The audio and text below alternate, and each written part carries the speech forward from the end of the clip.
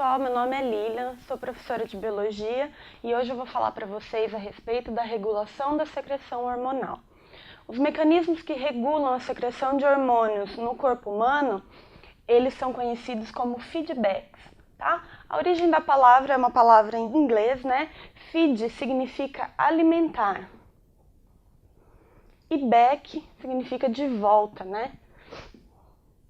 Então, o mecanismo de feedback, ele pode ser definido como uma retroalimentação, uma alimentação de volta, ou então ele é uma resposta a determinado estímulo.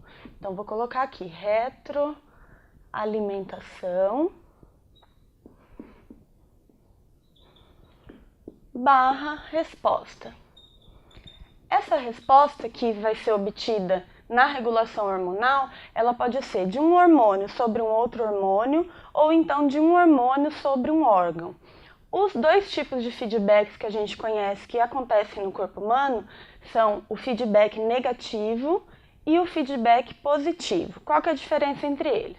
Imagina essa situação 1 que eu desenhei várias bolinhas pretas aqui e eu chamei essas bolinhas de substância X.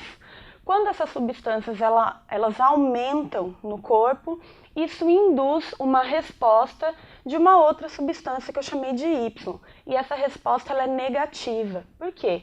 Porque o aumento da substância X provocou a diminuição da substância Y. Numa situação 2, pode ser o contrário. Pode ser que agora a substância Y ela esteja aumentando a concentração. Então, o aumento da substância Y vai provocar uma resposta de diminuição da substância X. Então, negativo porque o aumento de uma provoca a diminuição da outra.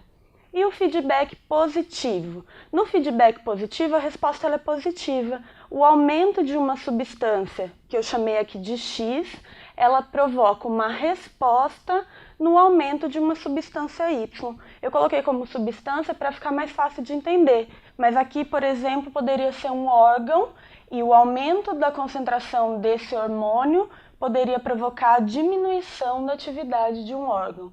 E no feedback positivo, aqui também poderia ser um órgão, o aumento da concentração de uma substância poderia gerar o aumento da atividade nesse órgão.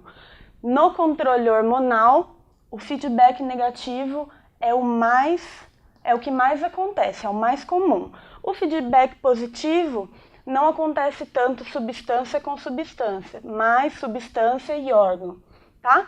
Bom, pessoal, era isso que eu tinha para falar para vocês sobre a regulação da secreção hormonal. Espero que tenha ficado claro. Até a próxima!